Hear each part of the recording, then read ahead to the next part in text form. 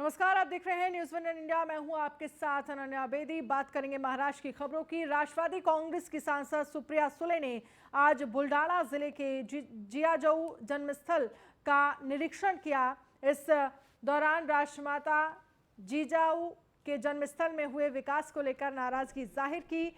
उन्होंने कहा कि पूर्व सीएम देवेंद्र फडणवीस ने यहां के विकास कार्य के लिए 3 करोड़ रुपए का पैकेज का ऐलान किया था, लेकिन यहां कुछ विकास कार्य नहीं हुआ। यहां के लोग अब महाविकास अघाड़ी की सरकार से उम्मीद कर रहे हैं कि सरकार मां जिजाऊ जन्मस्थल का विकास करेंगी।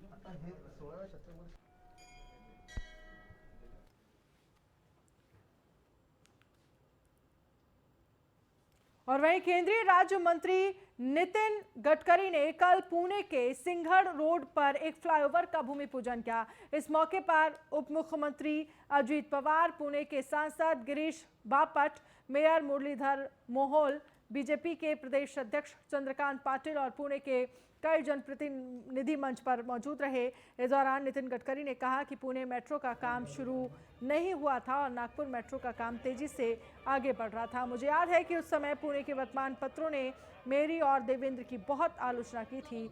उस समय मैंने फैसला किया कि जितनी अधिक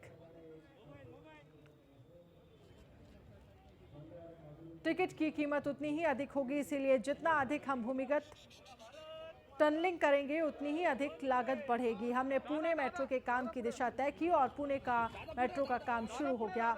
आज मुझे खुशी है कि पुणे में मेट्रो का काम बहुत तेजी से चल रहा है।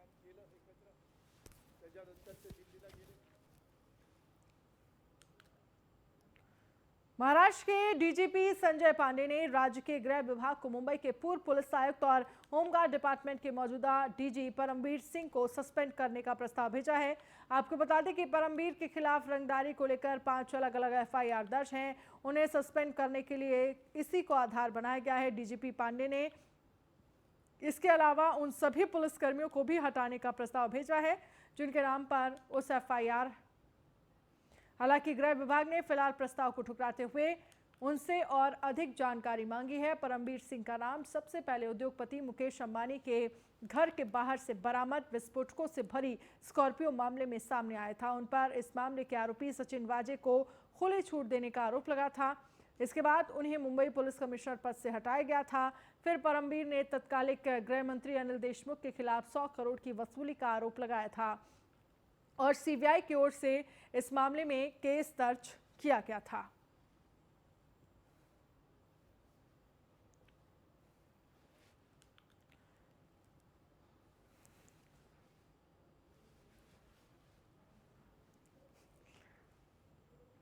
मंदिर खोलने को लेकर महाविकास अघाड़ी की सरकार ने फैसला लिया है। साथ ही कोरोना की तीसरी लहर को किस तरह से रोका जाए, इसको लेकर भी सरकार ने काम किया है। वहीं मुंबई की मेयर किशोरी पेडनेकर ने कहा है कि मंदिरों में भीड़ नहीं जमा करें, नियम का पालन कर दर्शन करें, जिससे कोरोना महामारी से बचा जा सकता है।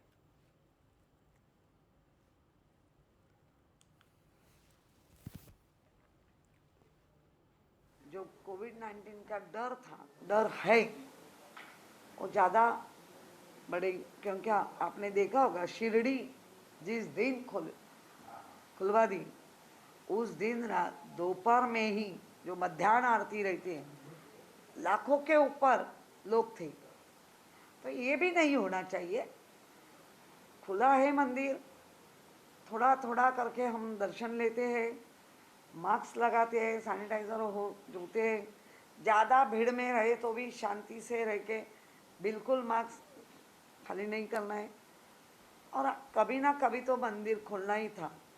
किसी ने आवाज़ दिया, हमने ये किया और करके मंदिर नहीं खुलते। अभी जो खुल रहे वो पूरा टास्क फोर्स, WHO, ICMR और जो परिस्थिति दिख रही है कि अभी कोरोना का जो रेट है वो 0.06, अपने हॉस्पिटल के बेड आज भी 15% ही भरे हुए हैं। 85% बेड कोल्हापुर जिले के पेठ बड़गांव शहर में मंत्री हसन मुशर्रफ और पालक मंत्री सतेज पाटिल ने छत्रपति शिवाजी महाराज के आशा रोड पूर्णाकृति मूर्ति का अनावरण किया। कुछ दिन पहले किरीट सोमैया को लेकर जिलाधिकारी ने कोल्हापुर जिले में 144 धारा लागू की थी। इस वजह से उद्घाटन समारोह को रद्द करना पड़ा था, लेकिन माहौल शांत होते ही इस उद्घाटन कार्य संपन्न कराया गया। वहीं इस मौके पर मंत्री हसन मुशर्रफ से हमारे संवाददाता जय कराड़े ने खास बातचीत की। क्या कुछ कहा उन्होंने, आइए आपको सुनाते हैं। वडगांव शहर में छत्रपति शिवाजी महाराज के पूर्णाकृति पुतले का उद्घाटन सोहरा यहाँ पर चल रहा है। यहाँ पर ग्राम विकास मंत्री हसन मुशर्रफ और पालक मंत्री सतेज पाटिल यहाँ पर इस उद्घाटन के अवसर पर यहाँ पर वडगांव शहर में आए हुए हम उनसे इस मामले में बात करने की कोशिश करेंगे।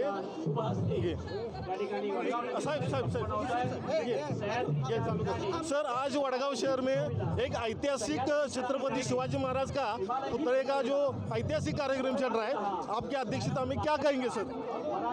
मुझे बहुत खुशी हुई। वडगांव में ये छत्रपति शिवाजी महाराज का पुतले का अनावरण तो हुआ, लेकिन ये लोगों ने लोकोत्सव किया है और सभी जाति धर्म के लोगों को एकत्र लाकर ये जो अनावरण किया, इससे मुझे बहुत खुशी हुई। पिछली बार सब कार्यक्रम किया था, उस वक्त किरीट समय की वजह से ये कार्यक्रम पोस्टपोन करना पड़ा था। वो मंगलवार को भी कोल्हापुर आने वाले, इस मामले सर क्या बताएंगे आप? नहीं, उसके बारे में मैं बाद में बताऊंगा। यहाँ पर अभी हसन मुशर्रफ उन्होंने बताया कि किरीट समय मंगलवार को कोल्हापुर में आने वाले, उसके बारे में वो बाद में बताएंगे। न्यूज़ 1 के लिए जय कराड़े, कोल्हापुर। ईडी ने महाराष्ट्र के पूर्व मंत्री अनिल देशमुख और अन्य के खिलाफ दर्ज मनी लॉन्ड्रिंग मामले में अगले हफ्ते पूछताछ के लिए राज्य के परिवहन मंत्री अनिल परब को नया समन जारी किया है। महाराष्ट्र विधान परिषद में पार्टी के 3 बार के विधायक परब को ईडी ने पहली बार 31 अगस्त को पेश होने के लिए समन भेजा था और उन्होंने आधिकारिक कामकाज का हवाला देते हुए पेश होने से इनकार कर दिया था। अधिकारियों ने बताया कि मंत्री को अब 28 सितंबर को दक्षिण मुंबई में ईडी के कार्यालय में मामले के जांच अधिकारी के समक्ष पेश होने के लिए कहा गया है।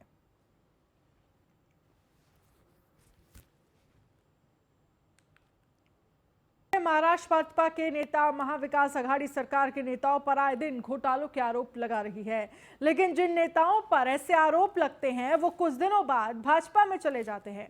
उसके बाद भाजपा के ओर से आरोप बंद होते हुए हो जाते हैं, फिर नए नेताओं पर नए आरोपों का सिलसिला शुरू होता है। महाराष्ट्र में जब से महाविकास आघाड़ी की सरकार बनी है, उस समय से लगातार सभी ने देखा है कि बीजेपी किस तरह से एक मजबूत विरोधी पक्ष की भूमिका में सरकार को घेर रही है। अब तक सरकार के 5 साल पूरे नहीं हुए हैं और 2 मंत्रियों का इस्तीफा हो चुका है और अब बीजेपी नेता किरीट सोमैया ने एक और मंत्री हसन मुशर्रफ के खिलाफ अपना मोर्चा खोल दिया और ऐलान कर दिया है, जिसके बाद उन्हें पुलिस ने नजरबंद कर दिया। सरकार के इस कदम से बीजेपी के खेमे में काफी नाराजगी है और उन्होंने इस पूरे मामले की निंदा की। किरीट सोमैया जी जो एक्स मेंबर ऑफ पार्लियामेंट है, जिन्होंने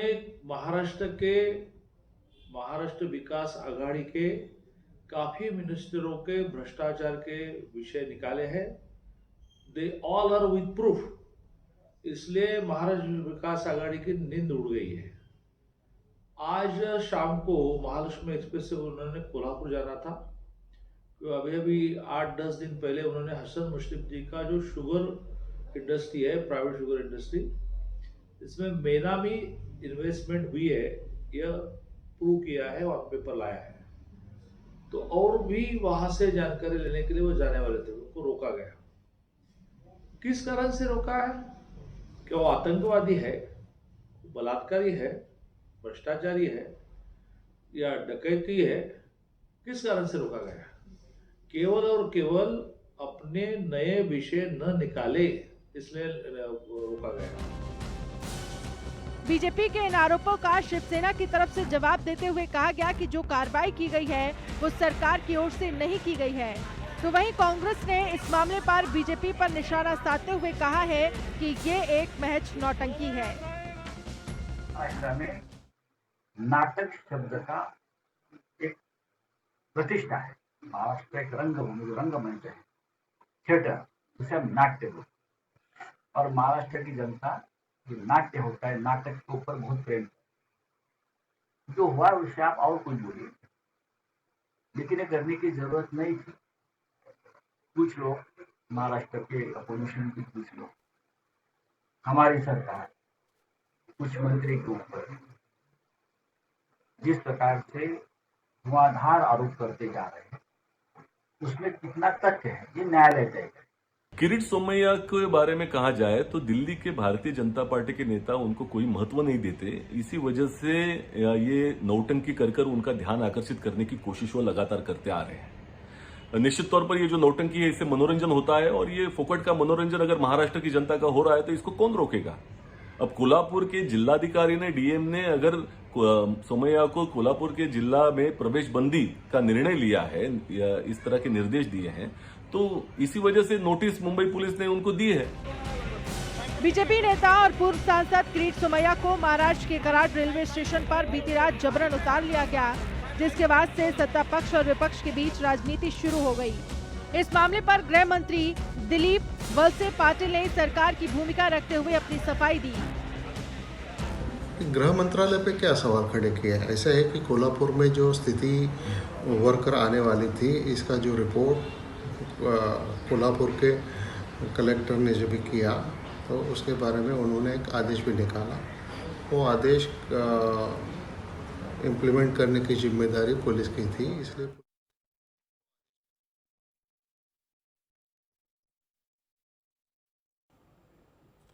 और वहीं महाराष्ट्र बीजेपी के सीनियर लीडर और पूर्व सांसद किरीट सोमैया अपने बयान के मुताबिक दोबारा कोल्हापुर जाने की तैयारियों में जुट गए हैं। सोमैया महाराष्ट्र सरकार में ग्राम विकास मंत्री हसन मुश्रीफ के खिलाफ कोल्हापुर के पुलिस स्टेशन में शिकायत भी दर्ज कराएंगे। किरीट सोमैया 28 सितंबर को कोल्हापुर पहुंचेंगे।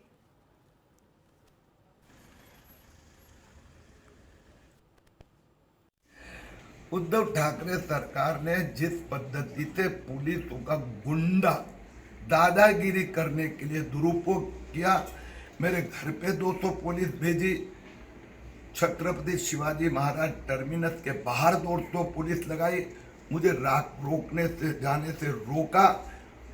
पुलिस की गुंडागिरी के विरुद्ध में मैंने आज पुलिस प्राधिकरण में शिकायत दाखिल की है। मुझे विश्वास है ठाकरे साहब की ठोकशाही का जवाब दिया। वहीं सोनू सूद के घर और ऑफिस पर हाल ही में इनकम टैक्स डिपार्टमेंट का छापा पड़ा था।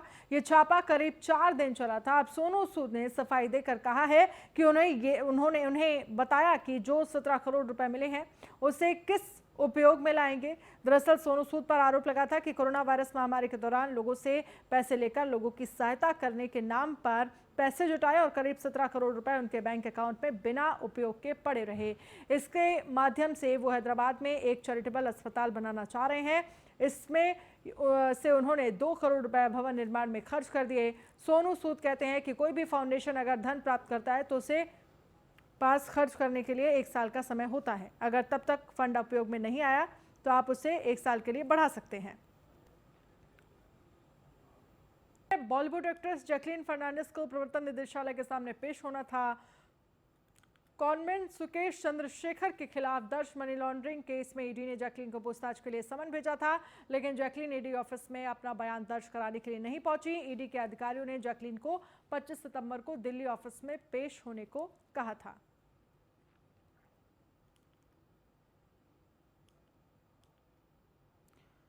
और गणपति विसर्जन होने के बाद नागपुर के तालाब में गंदगी का आलम देखने को मिल रहा है। पूरे महाराष्ट्र में गणेश भगवान का तालाबों में विसर्जन किया गया। महाराष्ट्र में पीओपी गणपति की मूर्ति पर बैन लगा है, उसके बावजूद तालाब में पीओपी की कई मूर्तियां को देखा गया। नागपुर महानगर पालिका में किसी भी तालाब की गंदगी को साफ नहीं किया है, जहां पर हमारे संवाददाता शैलेश ढोरे ने जायजा लिया। गणेश भगवान का जिस तरह से 10 दिन बाद विसर्जन हुआ था और विसर्जन के लिए जहां पर सभी महानगर पालिका के नागपुर के महानगर पालिका ने तालाबों को चुना था, लेकिन क्या आप ये जानते हैं कि गणपति विसर्जन होने के बाद में क्या उस तालाब की हालत किस तरह से देख जाती है? मैं दिखा सकता हूँ दर्शकों आपको, आप देख सकते हैं कि मैं नागपुर के कोराडी तालाब में खड़ा हूँ, जहाँ पर गणपति विसर्जन के 10 दिन बाद इस तालाब की आप हालत देखिए। गणेश भगवान की मूर्तियां ऊपर तैर रही है। जिस तरह से पूरा ये जो तालाब है ये पूरी तरह से प्रदूषित हो चुका है और जिस तरह से महानगर पालिका हमेशा यहाँ पर जिस तरह से ये कहती है कि तालाबों में विसर्जन ना करते हुए जिस तरह से यहाँ पर जो महानगर पालिका ने जो यहाँ पर तालाब कृत्रिम तालाब लगा उस पर यहाँ पर विसर्जित करी। एक और नज़ारा दिखा सकता हूँ कि दर्शकों ये देखते हैं कि विसर्जन होने के बाद में यहाँ देखिए महानगर पालिका की ओर से कितना सारा कचरा यहाँ पड़ा हुआ है। गणपति विसर्जन हो गया है लेकिन यहाँ पर महानगर पालिका ने अभी तक के इस तालाब की सफाई की नहीं गई है। एक बहुत बड़ा सवाल तैयार होता है कि विसर्जन होने के बाद में क्या तालाब की गंदगी या फिर यहाँ पर इस एरिया की गंदगी की सफाई का कौन जिम्मेदार है, ये सवाल लेकर आया था मैं आपके लिए। न्यूज़ इंडिया के लिए शैलेश ढोरे, कैमरा सुखदेव के साथ। और आज हम आपको एक ऐसी शादी के बारे में बताएंगे जिसे सुनकर आप हैरान हो जाएंगे। दो बुजुर्ग प्रेमी जोड़े ने अपनी आगे की जिंदगी एक दूसरे के साथ निभाने के लिए शादी कर ली। ये शादी सांगली जिले के मिरज स्थित आस्था बेघर महिला केंद्र में हुई, जहां 66 साल की दुल्हन शालिनी और 79 साल के सेवानिवृत्त शिक्षक दादा साहेब सलूखे ने एक दूसरे का हाथ थामा। दोनों पक्षों की तरफ से शादी की सहमति के बाद दोनों की शादी कराई गई। औरंगाबाद जिले के बेजापुर तहसील में नागम ठाणे से भगूर तक की सड़क गड्ढों के कारण खराब हो गई, जिससे लोगों को काफी परेशानी हो रही है। लोगों की शिकायत है कि हादसे के डर से इस सड़क पर वाहन चलाना मुश्किल हो रहा है। हालांकि कोविड के कारण राज्य सरकार इस मामले पर एक्शन की बात कही जा रही है। कांग्रेस नेता भाई जगपात ने सुरक्षा के मुद्दे को उठाते हुए केंद्र सरकार पर हमला बोला। उन्होंने कहा कि लोगों की सुरक्षा करना सरकार की जिम्मेदारी है, लेकिन लोग ये समझ नहीं पा रहे हैं कि सरकार की सोच क्या है। इस दौरान भाई जगपात ने आजाद मैदान के गांधी भवन में मौन रखा और सरकार को लेकर कई सवाल किए।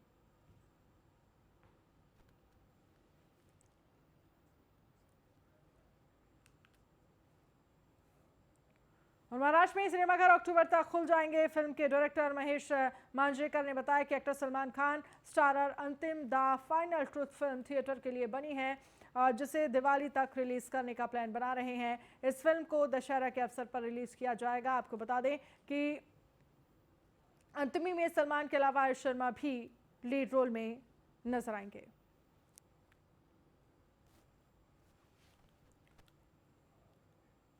रायगढ़ जिले के उरण में चाइनीज फूड खाने से 6 बच्चों को फूड पॉइजनिंग हो गई। सभी बीमार बच्चों को अस्पताल में भर्ती कराया गया। उरण पुलिस ने इस मामले में केस भी दर्ज किया। बताया जा रहा है कि ठेले पर बेचने वालों से बच्चों ने चाइनीज फूड खाया था, जिसके बाद 6 बच्चों की तबीयत बिगड़ गई। फिलहाल सभी बच्चों को इंदिरा गांधी ग्रामीण अस्पताल में इलाज चल रहा है।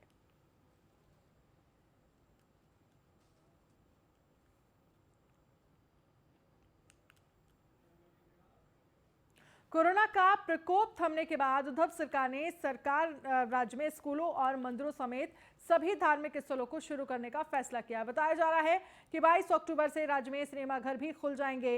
मुख्यमंत्री उद्धव ठाकरे ने घोषणा की है कि राज्य में 22 अक्टूबर से स्वास्थ्य नियमों के अनुपालन में सिनेमाघरों को खोलने की अनुमति दी जाएगी। इस संबंध में विस्तृत एसओपी तैयार करने को कहा गया है।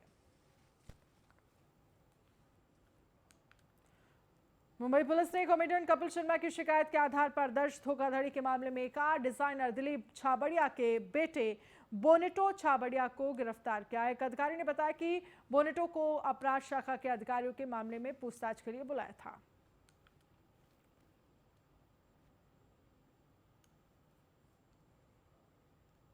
बुलेटिन में फिलहाल इतना ही। आप बने रहिए न्यूज़ 1 इंडिया के साथ। नमस्कार।